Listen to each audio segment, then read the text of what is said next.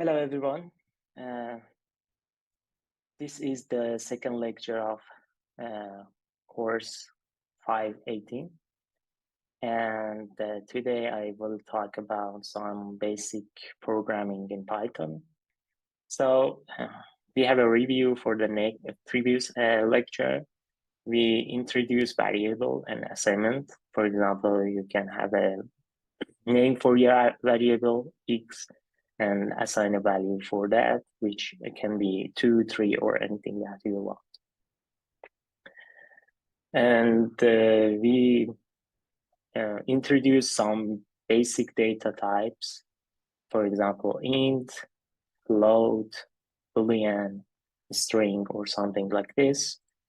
And I also introduced some arithmetic and logical operation, for example, greater than, less than, equality in the Python, and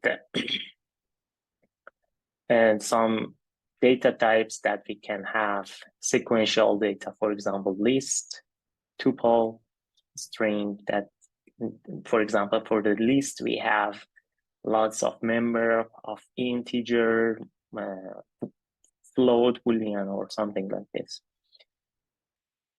And we also show some indexing, how we can access to a member of the list. For example, if you want to find the first member in the list, how you can do that. And we also introduce dictionaries that map from key to the values and access the values by the key in the dictionary. And also we show some example of the sets. Sets is a kind of is a like list, but in the set we have unique elements without order. So if you want to store some data that you don't care about the duplication or the number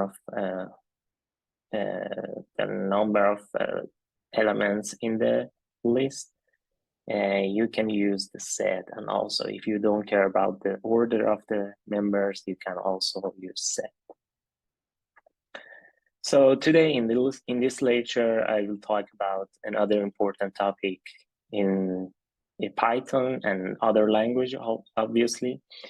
And we will talk about the control flow and how we can use conditional statement to control the flow in the program. And also there is another version of the control flow, which is the loops. We will see some example of that. Also, we talk about the input and output, which is important to get the information from the user or read or write files in the Python to have this information and start working on them. So for the input and output, you can use the console, and also you can to use the console, you can get the information from the user directly. But for the file, you can get the information from the user by reading a file, and also you can write the file. Obviously, the second one is more important because in most of the time, you are working some data that are available on the file, not on the console. And you want to have this data in your program. For example, you have a data set in your research and you want to read the file and have this information in your program, have some start working on your data with some models. So based on my experience. The second one is more important, but sometimes you need to get some information from the user from the console. We also talked about the functions that are so important in Python and the programming language. So far we know that programs is a list of instruction executed in order. So this is what we know so far. But for example, here you know that you have a variable a, and you assign a value for that 10. In the next line of the code, you get the a and multiply by 2 and assign the value b by this value, right? So in the next line of the code, you print the b, right? So this is a program which is a list of the instruction or line of code, right? So sequential program is important, but cannot solve any problem that we have. So let's see an example that we cannot solve with sequential program. For example, here we have a variable t, which is temperature, and we want to have a condition on the value of the temperature. For example, if the T is greater than 90, so we want to print the weather is hot. Otherwise, if T is less than 20, we want to print cold, right? Otherwise, we don't have anything. So we want, if T is between 90 and 20, we don't print anything. So in this situation, we have some condition that we want to apply on the T, right? So we cannot do that. We cannot do that with sequential program, and we need to have some conditional or some statement to control the flow of the program.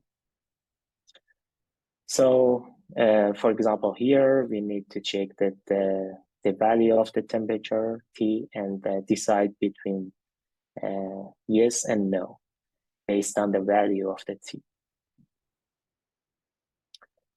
So if you have some experience with Java and C++, you know that they don't use white space to control the control flow, but Python use white space to show the flow of the control. I will show some example of that if you are not familiar with that. So every time the flow of control change, we use colon and indent once, and if we have nesting control flow, we indent multiple times,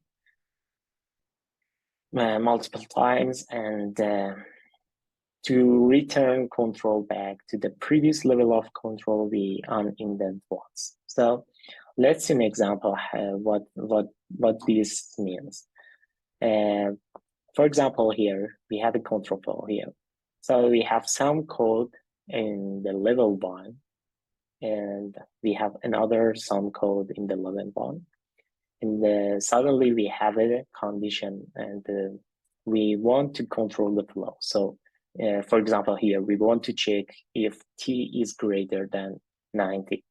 The temperature is greater than 90. So in this line of the code, we have a conditional statement, for example, if, and we have a column, right?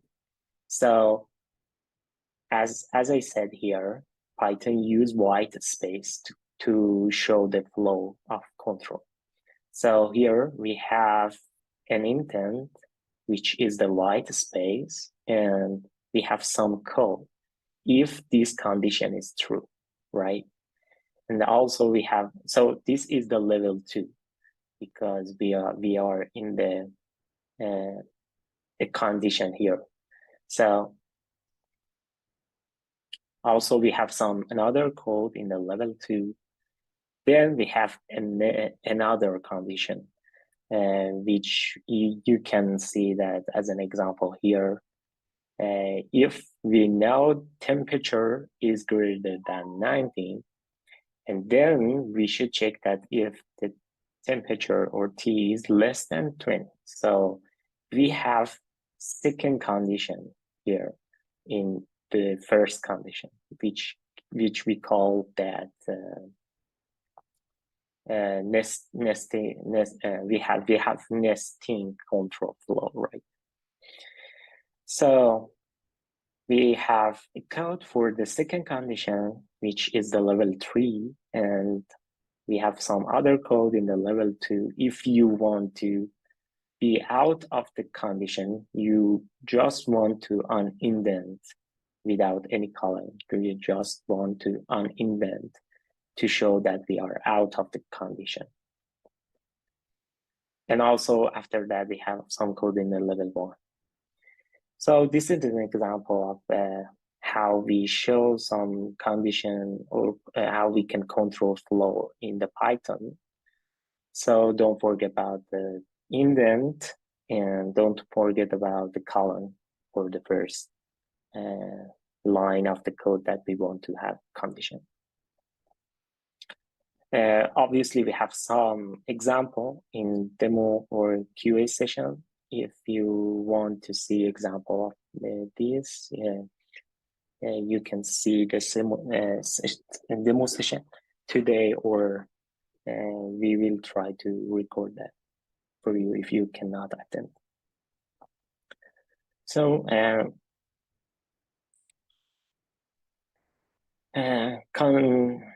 consecutive lines of code on the same level of the control are called code blocks. As I mentioned, major types of control flow operation are if, else, for, and while loops and function. We will some example of each one. And in the if-else, we have some control flow by some condition. If a condition holds and another if a condition holds, we have some code, and if the condition does not hold, we have another block to execute some code. And so for loops, we have a code, and we want to execute the code block over and over for some variable, for some different variable. For example, you have a list of person and you want to do something on for this person, these persons in the list, and in this case you need a loop on all person in the list and do a code block over and over time. And the function, which is the most important part, I think, in programming, the function let us pass parameters or arguments and execute a small code block on those arguments and return some variables. So I think that would be great if we can see some example of this right now. And let's see. Yes, we have a spider on Anaconda, and I can show some example of that.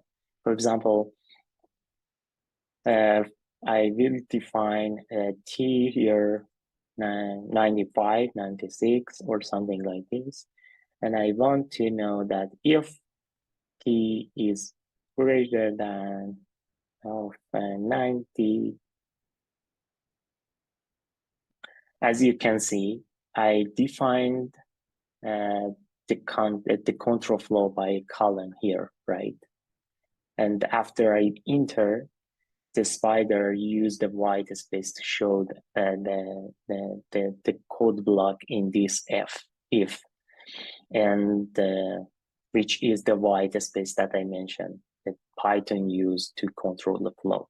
So in this case, the program can understand, okay, these code that I have are in this if this if holds and the condition is true, I need to execute code in this block.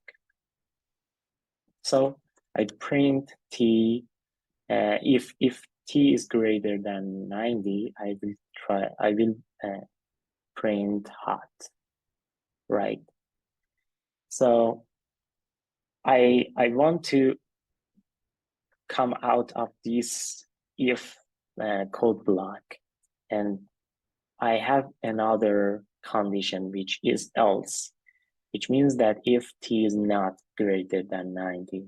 So in this case, I will print, for example, cold, right? This is how we show some condition, or we can control the flow in Python. After that, you can run the code by pressing this sign, which is the run the file. And you can see the output here, which is the hot, because t is 96 and t is greater than 90, and we print the hot. Also, we can have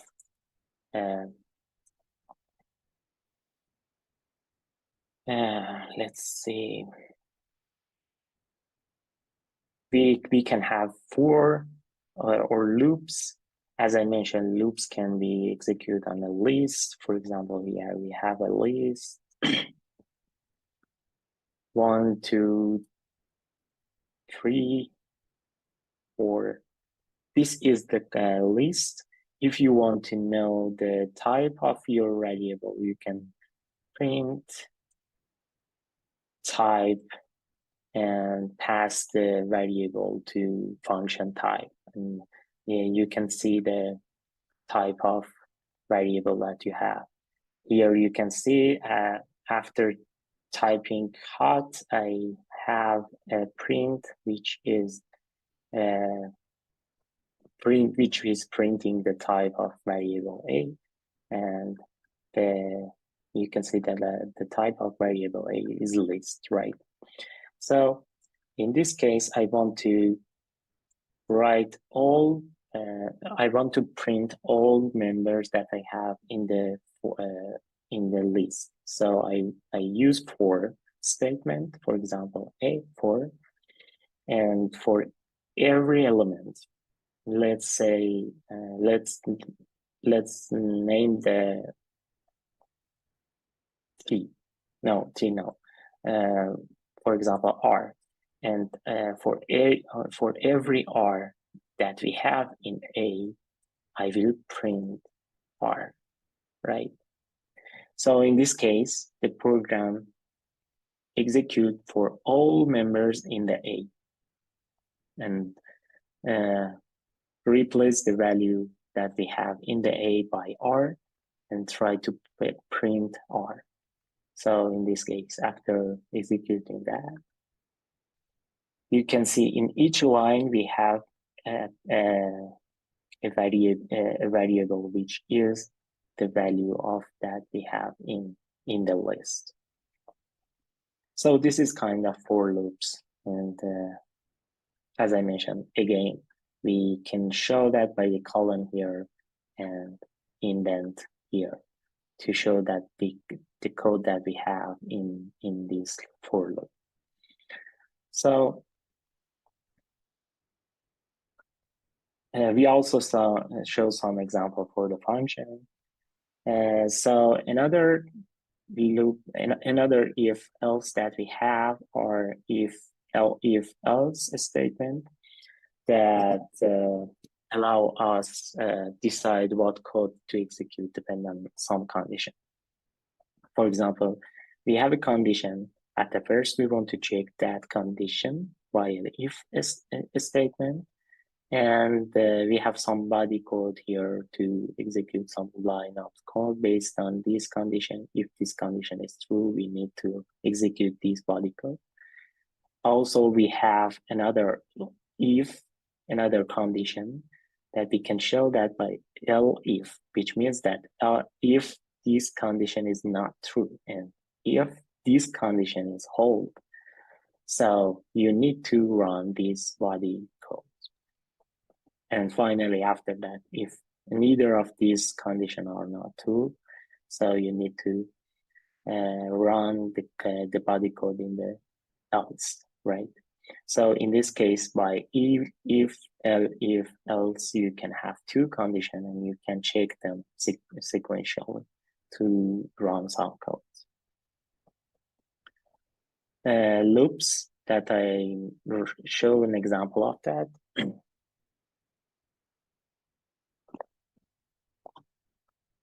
Allow us to run the same line of code multiple times. Here you can see an example of that. We need to run this code for each element that we have in this list. So we need a for over all the member that we have in the list.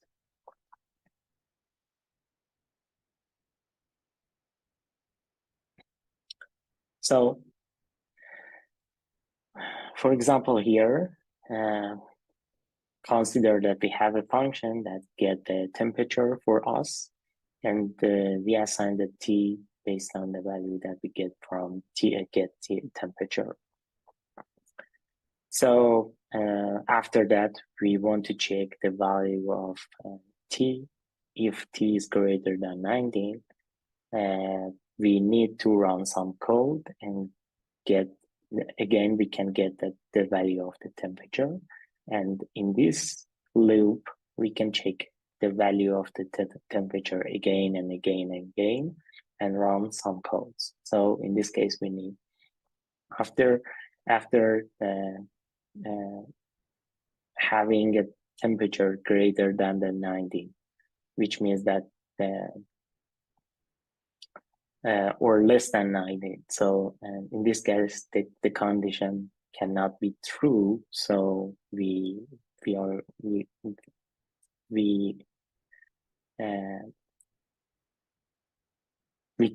come out the loop. So in this case, we can have not the condition over the temperature.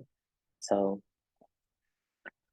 in the loop, you can have a condition over some variable and try to run some code on that. So there are two main type of loops in the Python. The first one is the for, that I show an example of that. It shows a simple example of that. A block of code for every element in a sequence, for example, list, tuple, or string. And you can run a code over the member in the list, tuple, or string.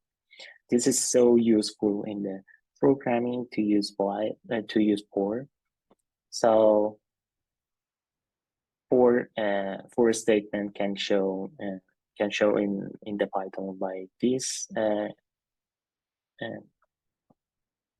statement, and for example, we need a for keywords, and we have a variable, and we have in keywords and a sequence, which can be a list, tuple, or string.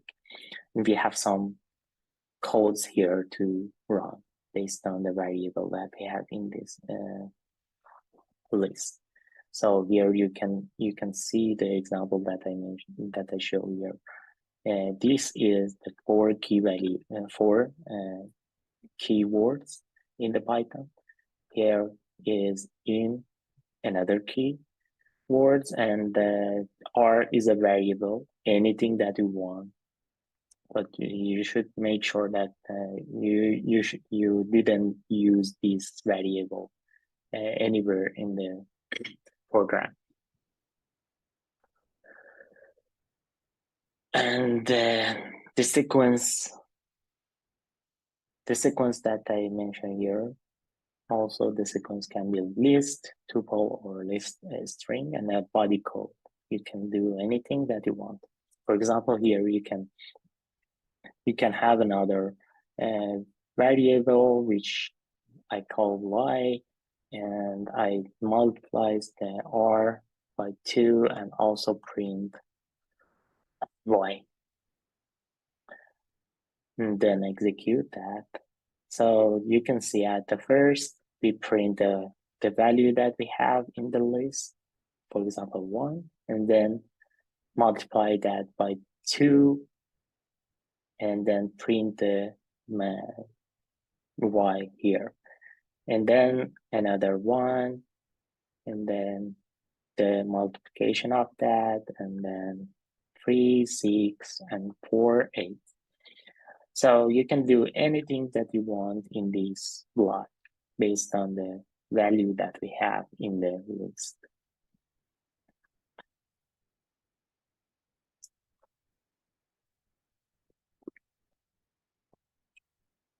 So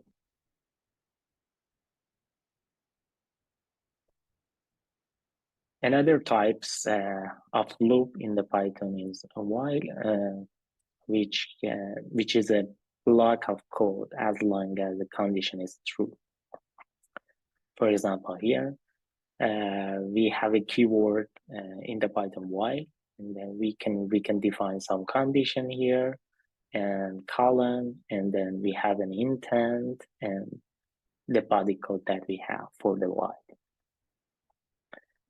We can have an example of that. So I will try to write a while code here. And at the first, I define a variable flag.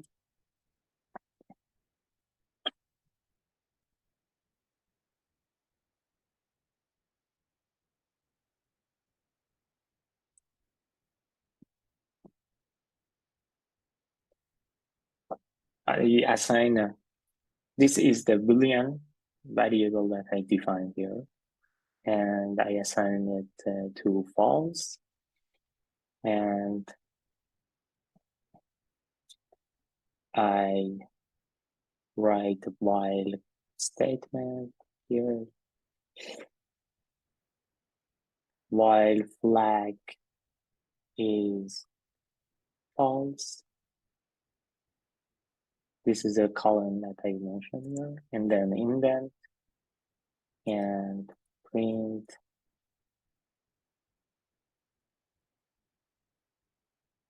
we are in the while.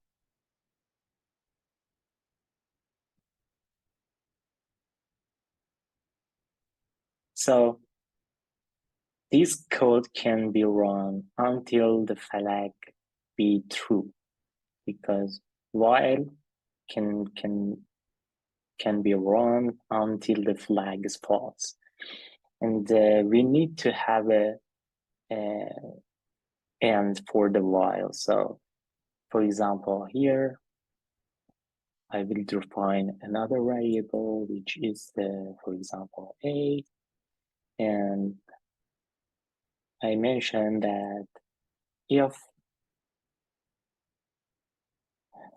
a is equal to 10, make the value of flag true. And in this case, we can have a finish for the while, right? So, and also we need to increase the value of a every time. So at the first, the program check that if the flag is false, we need to run this block of code, right?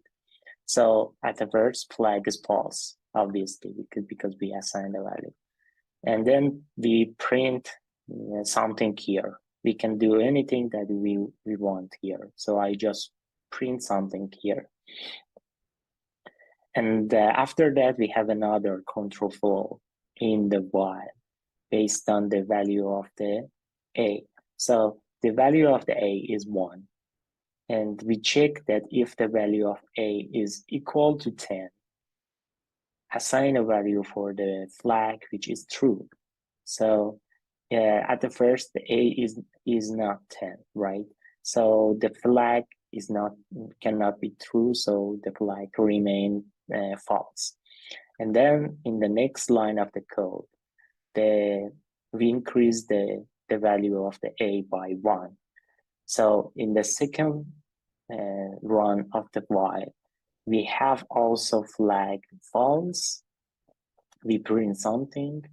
The value of the A now is 2, and the flag remain false until sometimes we can have a value for the A which is 10.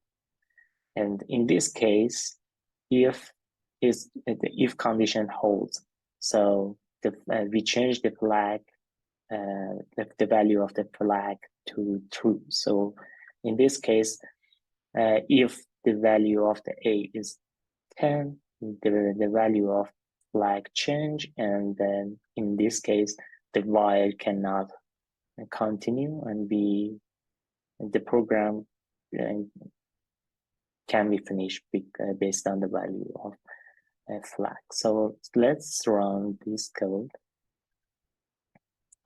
So as you can see, we write some codes 10 times, because after sometimes that the value of the A became 10, the condition of the while does not hold, and in this case we are going out of the program. So this is an example of the while. You can do anything with while in the body code and based on the value that we have. So what is the function?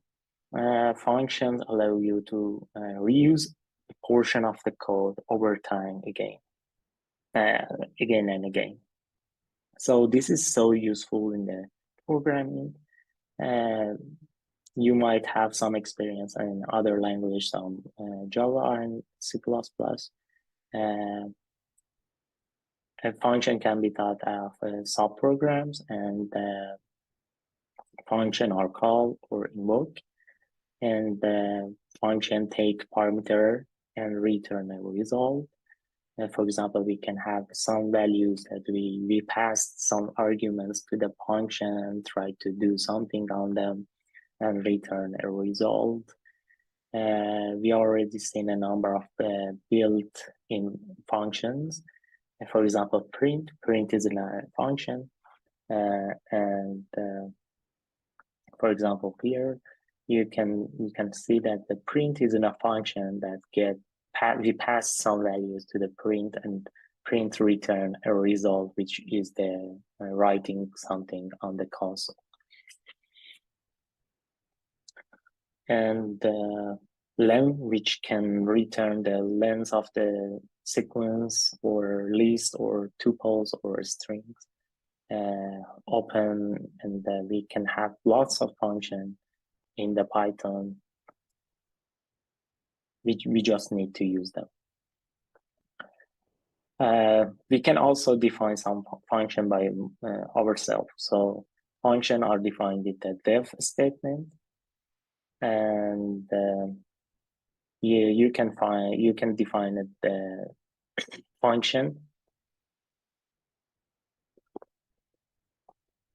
just like this. We have def keyword, and we want to select the name for the function and the parameter that we want to pass to the function, and we have some codes here to do something on these parameters and then to return the result.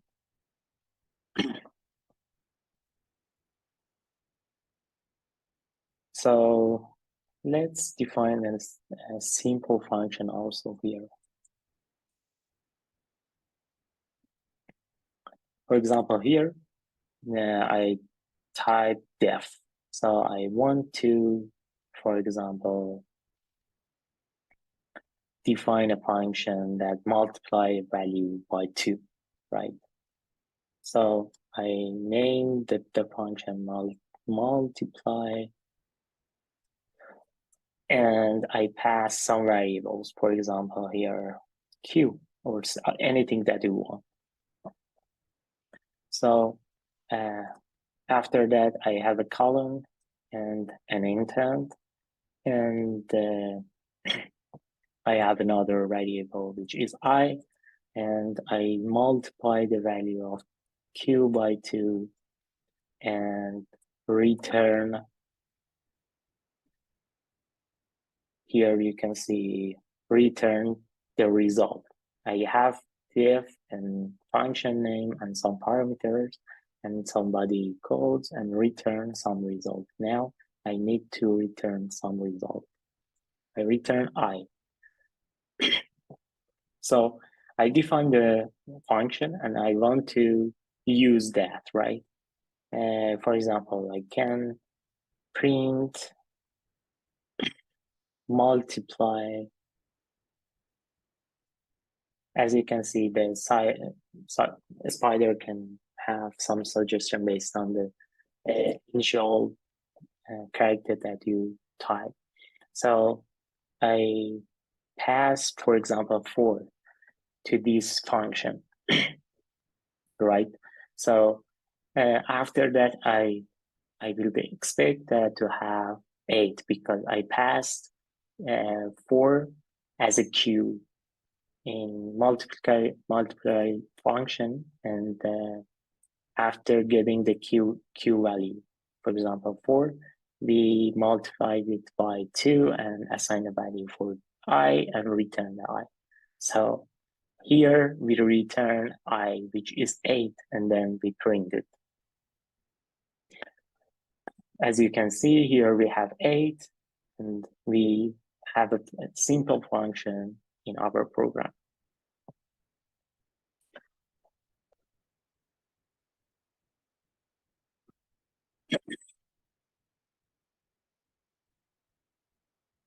So why we use a function? So we can use and we reuse code, so you don't have to write it again. So in this case, for example, you have a code that multiply a value by 2. So you just need to use this function. You don't have to do the multiplication every time. You just want to use this line of the code, and it's so useful in the programming. Also, this can provide an interface so others can use your code. So in this case, for example, if you want to use this function, you just want to know this line of the code. You don't want to know anything about the inside of the function. You just want to use this function based on the name of the function. And also this can be useful because you are using some line of the code over and over again, and this can make your code compact and readable. And if the function doesn't work, you just need to change the body of the body code of the function. You don't have to do for all the program. You just want to just change once. Here, if we have a main code, for example, and we define a function call here that I, for example, define the function, and the name of the function is the temperature warning, and we pass the t to this function.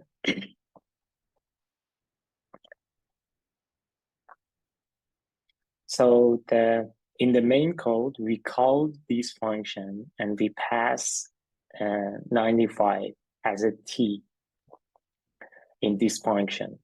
And then this function get the t and check the value of the t. If t is greater than 19, we print hot. Else, if t is less than 20, we print cold, and then we return. And after return, we should continue on the next line that we have in the main code. So this can be so useful because you have some function that you don't have to write these codes in the main code. You just have a function and you just call in the main code.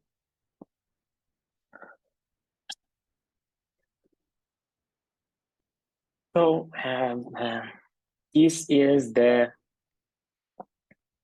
final slide that I have for function and control flow. And after that, we need to have some interaction with the user to get information that you need. For example, you want to know that the name of the user. So in this case, you will need to interact with the user to get the name of the user. So most programs must interact either with humans or other programs, or just you want to write something on the file or read something from the file, which as I mentioned, is so frequent. We use it frequently in our program and the research because we want to write or read something from the file, which can be your data set. So examples for the interaction. As I mentioned, we can interact with the user by console or mouse, and or reading or writing files. Also, we can have some interaction with the user from internet communication, but that also can be useful, but we don't cover that in this lecture because most of the time in the research that we just use the files or interact with the user.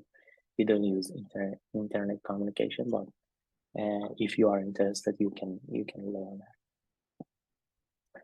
So console input output, the easiest way to interact with the user with the console, and so input. For example, in the console, you can have something from the console, read text from the console, and also you can print something on the console. And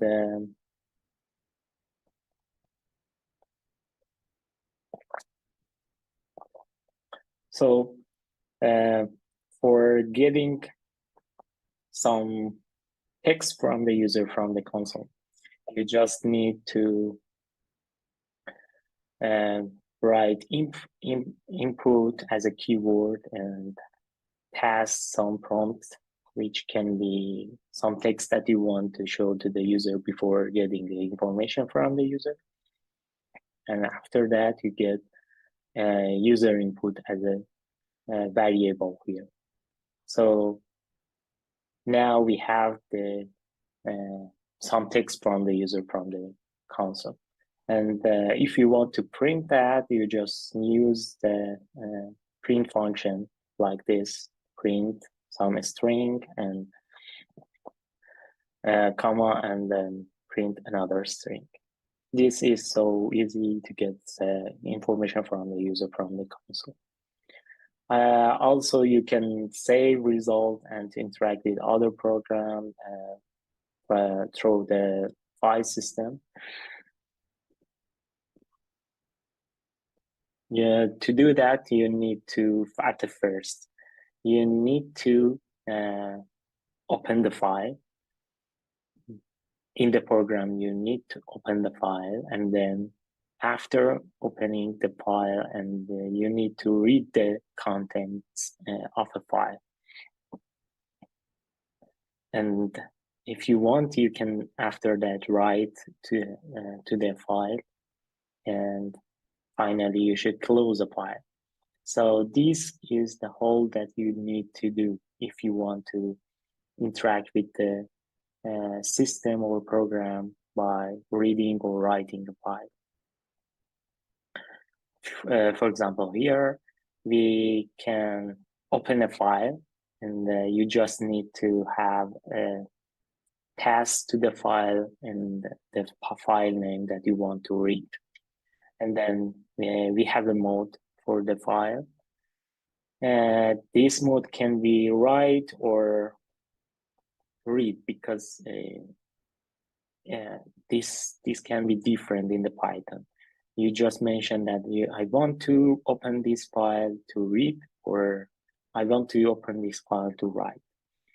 And then after opening the file, you can read the file content by calling a simple function. This is so easy to read a file in the Python. You just mention that which file name you want, and then call a read function to read all the contents that you have in the file.